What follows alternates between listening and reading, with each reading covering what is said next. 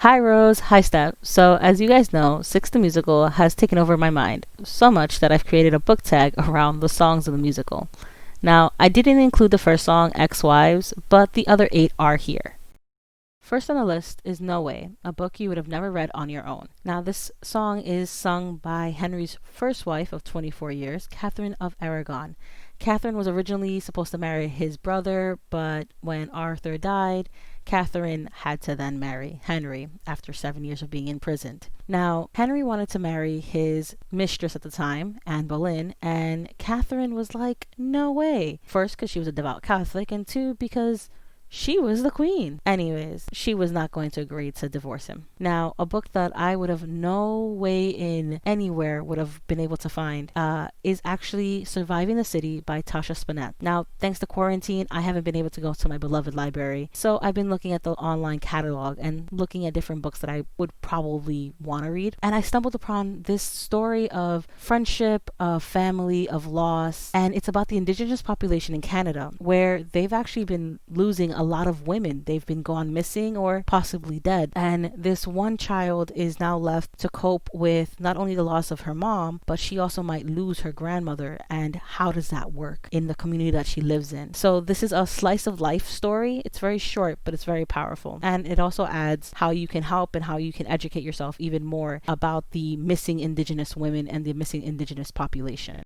The second one is Don't Lose Your Head, an unpopular book opinion. Don't Lose Your Head is sung by Henry's second wife, Anne Boleyn, the one he beheaded. Now, she is the mistress that, depending on which historian you read, is cunning, sly, villainous, all of the above. In the musical, however, Anne just wants to have fun and loses her head for it. Now, amongst my reader friends, we've had a bit of a discussion about which is better, Vampire Diaries, book, or TV show. In my opinion, the TV show does it so much better, especially when we're not looking at the storylines that involve Elena. Elena annoys me, but the book, I can't stand the book. It's so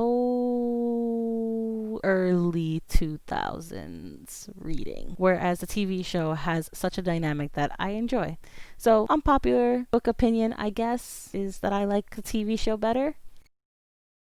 The third one is Heart of Stone, a book that gets you through the weeks, COVID, quarantine. You get the picture. Heart of Stone is sung by Jane Seymour, Henry's third wife. She's the one who gave him his legitimate heir, or male heir at least, and she's considered his most loved wife. For me, a book that's kind of like a Heart of Stone, a book that can get me through everything, is Hawk Song by Amelia Atwater Roeheads. Probably said that wrong, but this is a book that got me through most of my middle school, inspired me to write, inspires me every time I read it to do something like it. Normally I would say Harry Potter, but to be very honest, Hawk Song is a lot easier to read.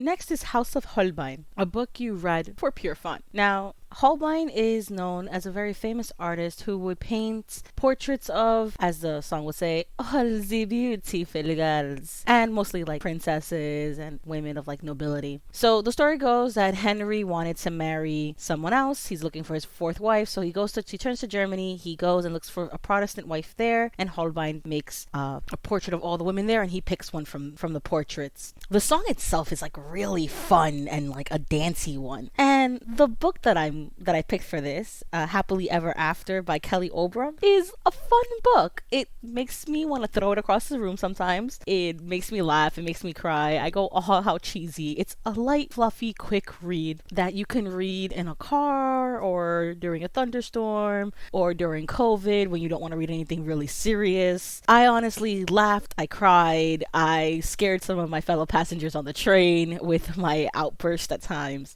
It's just a fun book.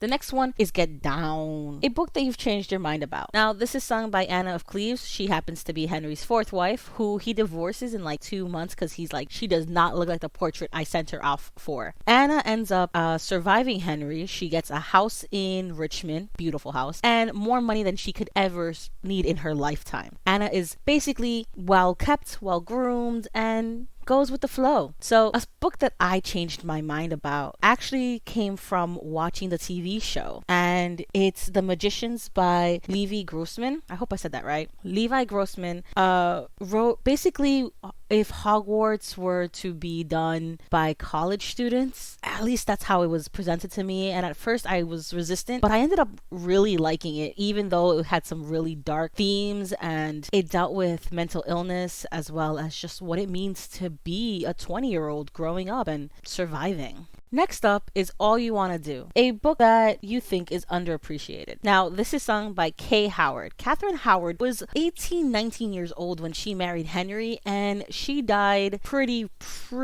quick. In fact, Henry saw Catherine as probably a way for him to be able to have another son, since he've only had girls and one son, which is not enough for the heir for him, so an heir and a spare. But Catherine's past comes back to bite her in the butt when Henry goes away, and we really don't know what happens in the sense of like if it was the court or if someone was just jealous. It ends up that Catherine loses her life as well as everyone in her family and as her lovers. So that's the story. Now, the book that I think is underappreciated and is considered a classic, but most people don't really know about it when I talk to them about, is The Count of Monte Cristo. The story of heartbreak, betrayal, loss, triumph, revenge. It has it all, and it's very, very big. I get it. But Edmond Dantes's storyline is better than like a novella. Like novellas have so many things going on, and in The Count of Monte Cristo, same thing. I just absolutely adore this book. It's been my favorite since I was a kid, and honestly, if you want to read about an underdog coming back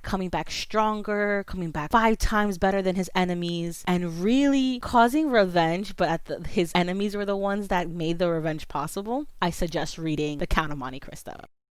Next is I Don't Need Your Love, a book that broke your heart just a little bit. Now, this is sung by Henry's final wife before he died, Catherine Parr. Catherine was married 2 times before, but both her husbands died, and she had gone to the castle to renew the friendship that she had with Henry's daughter, Mary's mom, Catherine of Aragon. Basically, say, hi Mary, how you doing? And she ends up catching Henry's eye, even though she was going to get engaged with some other guy. Now, Henry being the king, Catherine, of course, said yes. She didn't want to die. I mean, the guy already beheaded 2 wives. So her story breaks my heart, especially because, you know, she really didn't have a choice. And a book that kind of broke my heart while I was reading it was Daisy Jones and the Six. I could have said Evelyn Hugo and her seven husbands, but like that broke my heart. But Daisy Jones and the Six really did break my heart, especially at the very end. I was like, wow. Just the way this group broke up, I could see it in the beginning, and I was so like, I wonder how. Maybe it's because of this, maybe because of that, maybe because of this, but just the reason why really breaks your heart. So I totally suggest reading it. It's a very interesting way of storytelling, and I can't recommend this book enough. And last but not least is Six, a book that is a retelling. Now, this one's actually pretty simple. Six is what happens if all 8 wives could retell their story without Henry falling in love with them, without them having to get married to him. What would their lives be like, right? It's an amazing song. It's very uplifting, very girl power, by the way, but I love it. And one of the books that is a retelling is A Whole New World by Liz Braswell. It's part of her retelling of the Disney stories that we know. And this one is of Aladdin. What if Jafar got the lamp before Aladdin did? What happens if Jasmine and Aladdin meeting wasn't because Jasmine just wanted to get out of the palace because she wanted to have a day out, but instead she was running for her life? Like, what would it look like if Jasmine actually had to fight to continue having Agrabah the way it was? I enjoyed this book. It kept me on my toes. I wanted to read it from beginning to end. I did not put the book down. So like in 3 hours, I read the whole book, and I was like, wow, this is amazing. Probably would have finished sooner, but I actually wanted to enjoy the book, so it took me a little bit longer. So that's the 6 book tag. I hope you had fun as much as I had fun making them, going through those stories, and sharing this with you. If you want to do this, be my guest. I absolutely adore Six. Please, when Broadway opens up or musicals open up around you, go see it. It's an amazing story. It's something that we don't often see. It's kind of like Hamilton when in the sense of it's very fun, modern music, and you will enjoy the characters. I promise you that. And with that being said, guys, I hope you have a great day and talk to you soon. Bye.